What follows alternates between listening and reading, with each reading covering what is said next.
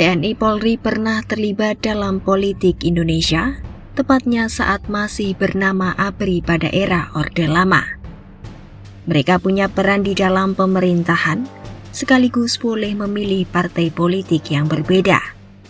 Hal ini menyebabkan anggota ABRI menjadi terkotak-kotak dalam partai politik yang mereka dukung, sehingga institusi ABRI menjadi tidak solid dan terpecah. Hingga kini, TNI dan Polri sepenuhnya hanya menjadi alat negara yang profesional.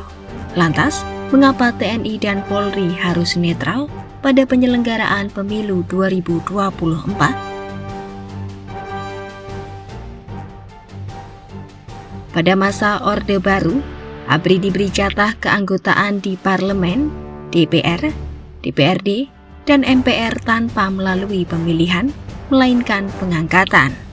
Ini dimaksudkan agar anggota ABRI tidak lagi terkotak-kotak dan bisa berdiri di atas semua golongan. Namun pada kenyataannya, prinsip berdiri di atas semua golongan justru berkembang liar menjadi mengatasi semua golongan. ABRI digunakan sebagai alat kekuasaan. Akibatnya, ABRI tidak hanya terlibat dalam kegiatan politik, tetapi juga berperan dalam seluruh proses dan mekanisme politik yang berlangsung. ABRI bahkan ikut mengawasi secara langsung dan mengintervensi proses pemilu.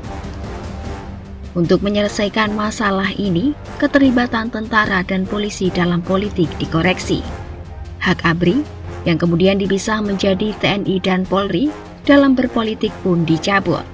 TNI dan Polri tidak diberi hak pilih dalam pemilu, dan tidak ada lagi pengangkatan anggota dari dua institusi ini di lembaga perwakilan. Menteri Koordinator Bidang Politik, Hukum, dan Keamanan Mahfud MD meminta TNI dan Polri menjaga netralitas dalam pemilu 2024. Sikap dan perilaku netral harus ditunjukkan agar tidak terjadi permasalahan dalam pemilu yang dapat mempengaruhi legitimasi hasil pemilu. Mahfud menegaskan, kualitas demokrasi ditentukan oleh rakyat yang bisa menggunakan haknya dengan bebas.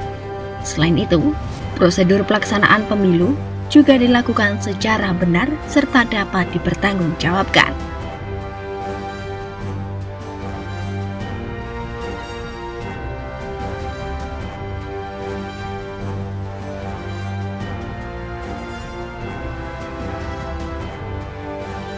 Mahfud menjelaskan, TNI dan Polri harus menanamkan nilai-nilai netralitas kepada setiap anggotanya dari sejak pendidikan dan harus berkelanjutan.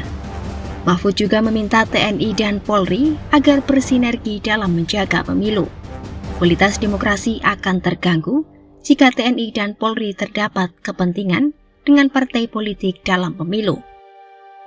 TNI dan Polri juga harus mengawal risiko kecurangan dalam pemilu, seperti jual beli suara hingga keamanan penyelenggaraan.